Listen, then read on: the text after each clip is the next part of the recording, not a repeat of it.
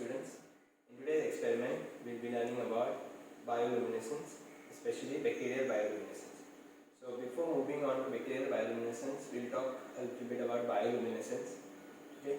So bioluminescence is a phenomenon in which light-producing molecules are produced upon reaction with a substrate, okay, by a specific type of an enzyme.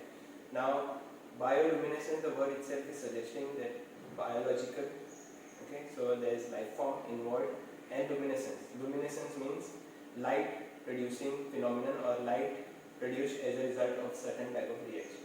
So as you all should be knowing that luminescence is of a lot of types. Okay, there is chemiluminescence where two chemicals are involved, okay, whose reaction upon which results in production of photons, which is also called as light in exhibiting molecules. Okay, so similar kind of a mechanism is there in bioluminescence. Only thing, there are biological life forms involved.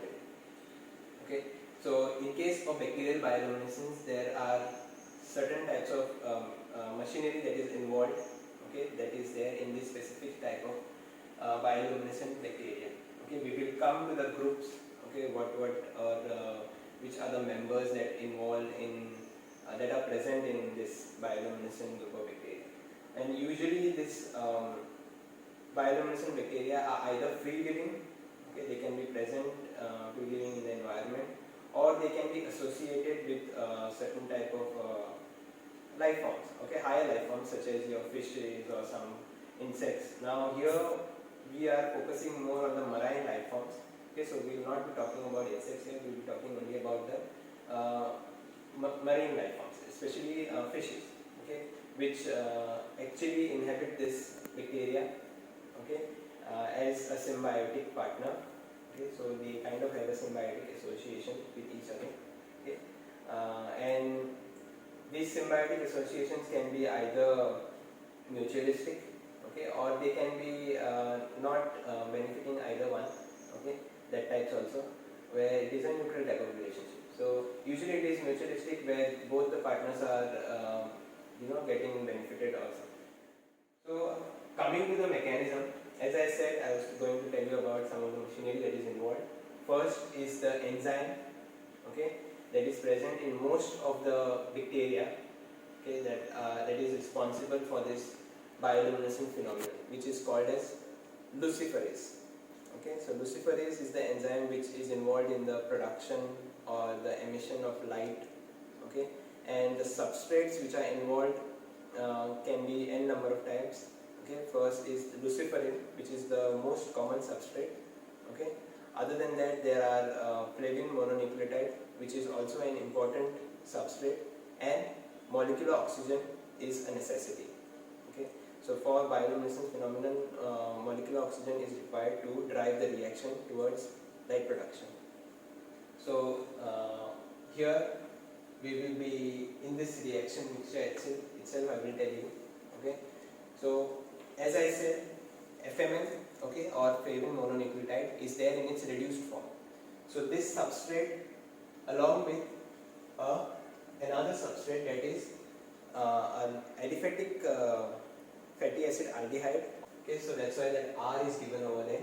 Okay, because it can be anything, it can be CH3CHO or it can be C2H5CHO. Okay, basically it can be a fatty acid also, very long chain fatty acid.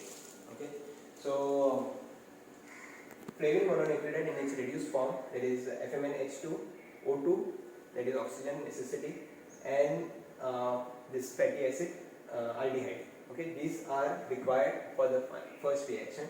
So basically what happens is that oxygen is oxidizing the FMNH2, okay, to FMN, okay, flavin mononucleotide, and as a result of flavin mononucleotide being oxidized, the FMN will in turn oxidize the fatty acid aldehyde to acid.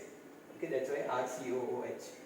Okay, so what happens is that in this process, the enzyme luciferase, okay, will go on to or rise to a higher oxidation state, okay, or a higher state, and when the reaction is finished, okay, it comes back to a ground state.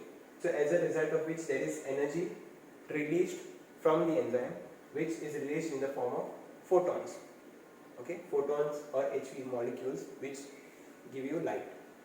Okay, so that is the basic reaction.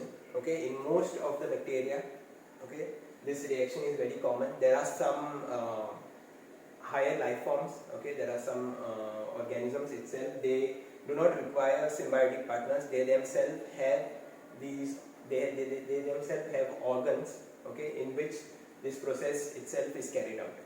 Okay, so an example, I mean not independent organism or organ, sorry, a life form, but a dependent life form will be anglerfish, okay, which has an antennae sort of, in which it houses the bioluminescent bacteria.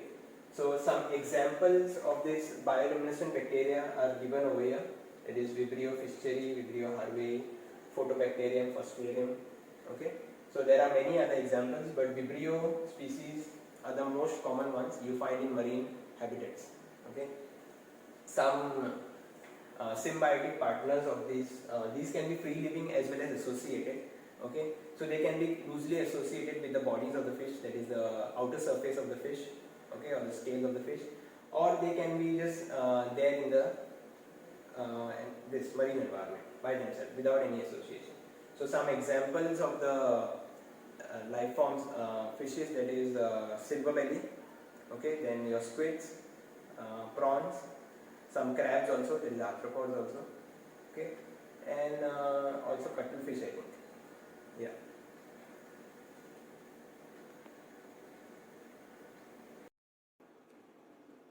Okay. So here we have all the layout kept for isolation. Okay. Here we are going to isolate bioluminescent bacteria from a fish sample. Okay. So this is a freshly brought silver belly sample. Okay. So we are going to first make a suspension. Okay. So first we are going to put some of saline. We are going to put some of the saline. Okay. This is the physiological saline, sterile saline, into the Petri plate. Okay. So I'm just putting it now.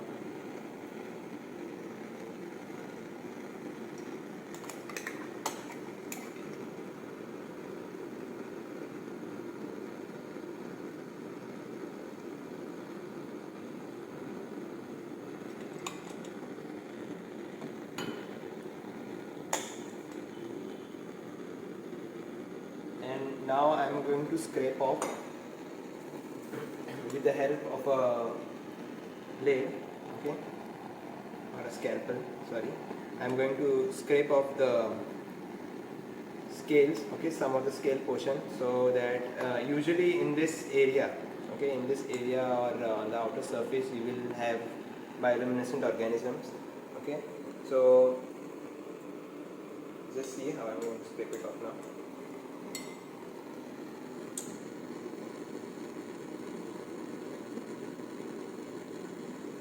You can also macerate, okay, the entire fish with the help of a mortar and pestle apparatus, okay, but that is only when you are trying to isolate the organisms from the different portions, okay, that is from the intestines or from other parts or the other organs of the fish, okay.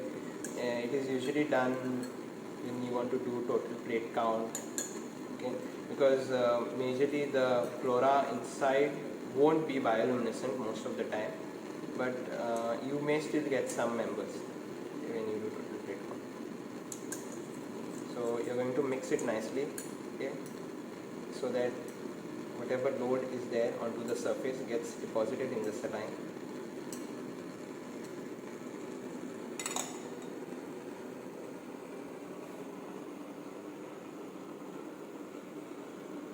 Now we are going to do, this is, first of all, this is seawater nutrient agar, okay. So this is actually normal nutrient agar, but it is only been prepared with seawater, okay, instead of preparing it with normal water, okay, so your distilled water, it has been prepared with seawater. So here the approximate concentration, salt concentration of the seawater should be around, see now in monsoons and all the concentration may vary, okay, it may drop, but in normal winter conditions or summer conditions the concentration remains constant. Okay, so we are assuming the approximate concentration should be around 15 to 20%. Okay, which is enough. Okay, because most of the marine organisms are able to grow in concentrations ranging from 15 and above. Okay,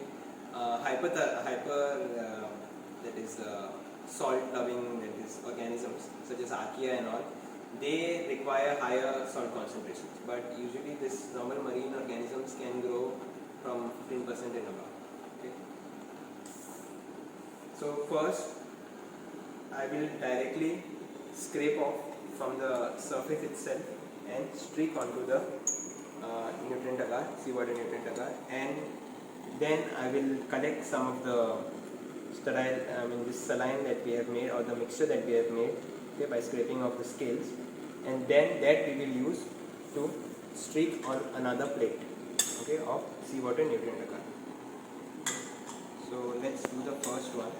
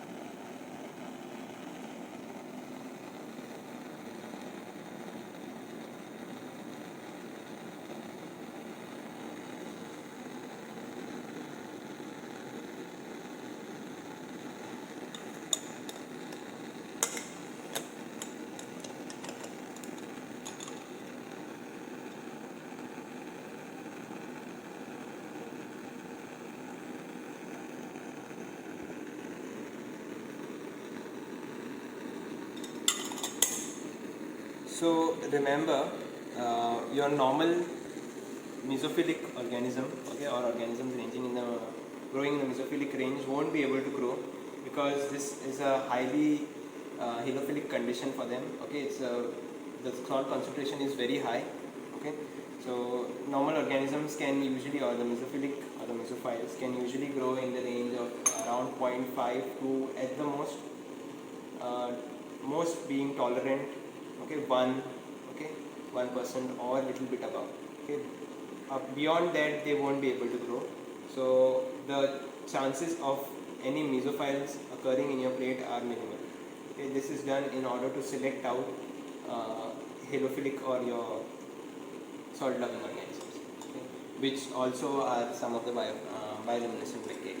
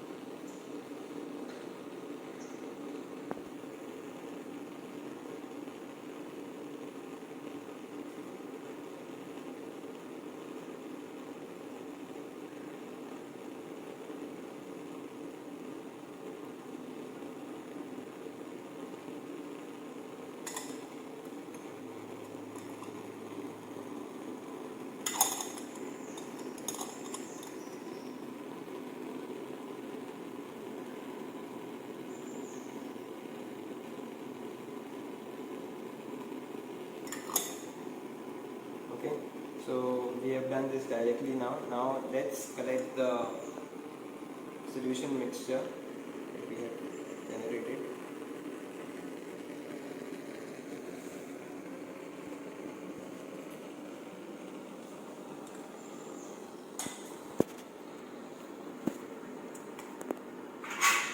So this is a sterile test tube. Okay, I am going to collect whatever portions I have scraped off and mixed in the saline in this.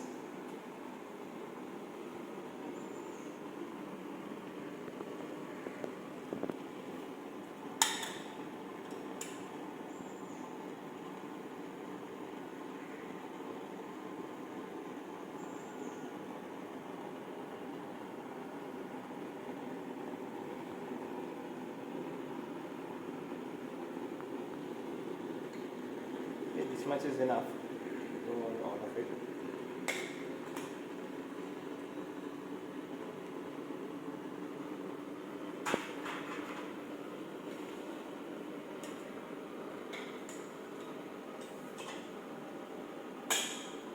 You can see the mixture is all cloudy.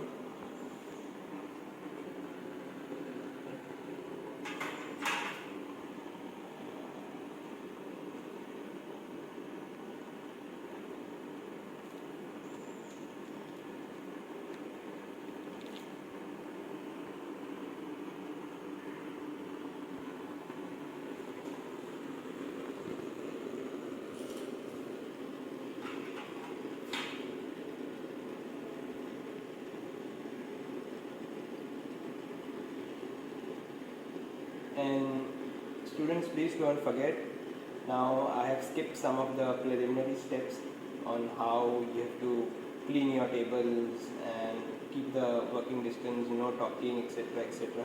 Okay, because this is a advanced technique. Okay, that's why I kind of skipped that part. But please remember, when you are doing any such things, you have to keep all the general conditions when you enter the micro lab or when you are doing any handling, to keep that in mind.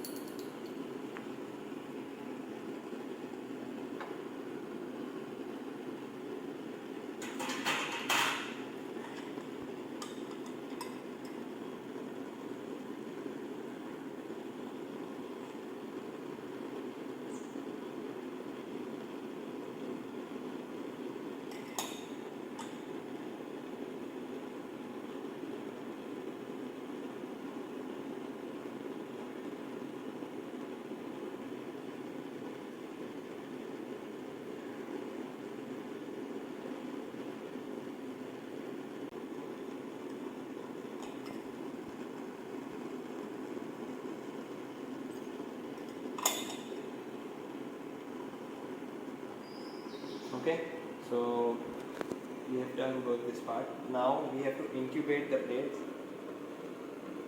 at room temperature. Okay, because these are environmental cultures. Okay, so they grow usually at room temperature only. So you make sure you wrap your plates, okay, with a piece of paper and then incubate them at room temperature.